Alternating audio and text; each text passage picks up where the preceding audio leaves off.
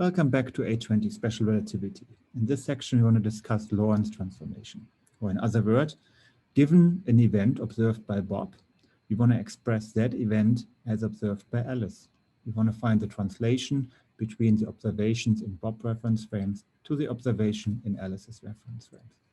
We have already done this for the classical case as Galilean transformation. Now we want to do this in the framework of special relativity. In order to simplify the discussion, we don't worry about the y and z component here.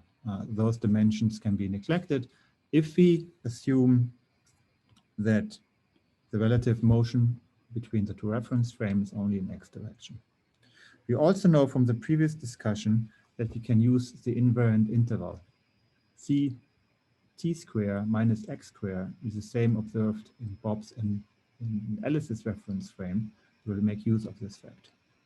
And lastly, we can assume that this transformation has to be linear. Why? Because we transform something like a measurement of distance into a measurement of distance. It has to be linear. If not, we find something like a length squared, or the same for time. And we might end up on time square if we don't do this correctly. All right, so we can write this down as a linear equation, which is a multiplication of a matrix with a vector ctx into a vector ctx prime x prime.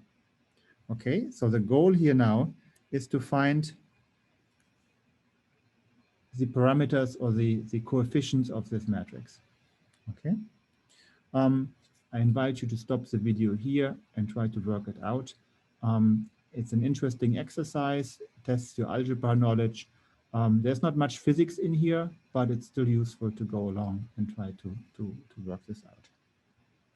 So the first thing we want to do is assume that the origins coincide at t equals 0. And then we can follow along the trajectory of the origin of S prime in the S frame. So this is just tt, vt. Okay, great. This already gives us a constraint on the coefficients a10 over a11, which is equal to minus vc. Okay, and then we can use the invariant interval, which is another constraint, and we can use this to obtain the set of equations here. I will not read this for you.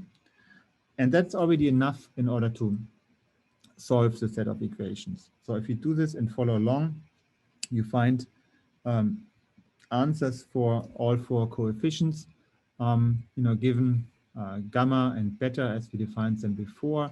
This then simplifies to our Lorentz transformation. So the only thing we did here is, we simplified a little bit. We assumed that this is a linear transformation. We used the invariant interval in order to set the constraints, and we find Lorentz transformation. If I summarize this, we find this matrix here with coefficients gamma, minus gamma beta, and gamma. Great. Or if you want, you can write this as an equation for the spatial component and the time component. So does this make sense? There's always a chance that we make a mistake in this kind of calculation. So we want to make sure that the answers we developed in previous sections actually are reflected by this transformation. So let's go one by one. The first thing we can do is check units. If we do that, we see that this first equation here is of unit meter, and then we can analyze the second part of the equation. Okay, so gamma is unitless, x is of unit meter, and then we have beta c t. Beta is unitless, c is meter per second times second, also of unit meter. So this checks out. The second equation is very similar. C times t is of unit meter, meter per second times second is of unit meter. Gamma is unitless, beta is unitless, and then we have an x unit meter. Plus ct, c meter per second times second, also meter. So this checks out. So this is great. At least you find that we have a linear transformation by design, and the units work out. So now we can see what happens now if we use this for velocities which are much, much smaller than the speed of light. In this case, gamma is equal to 0 and beta is very close to 0. If we put it in our equations, you find x prime is equal x minus vt and t prime is equal to t. Okay, this checks out because this is our Galilean transformation. So for systems which move relative with very low difference in velocities, we can use Galilean transformation as an approximation of Lorentz transformation. Okay, as a third part, now we can investigate a little bit further. For example, what happens now to a distance, a measure of distance or measure of length, which we obtain by making this measurement at simultaneously at t1 equal to t2. We find delta x prime is equal gamma delta x. All right, that's length contraction. If we do the same thing for delta t, for doing the measurement of time at x2 equal x1, we find time dilation. All right, this is exactly what we expect. And then we can look at two events which happen at the same time in frame S and see what happens to the time as measured in system S prime.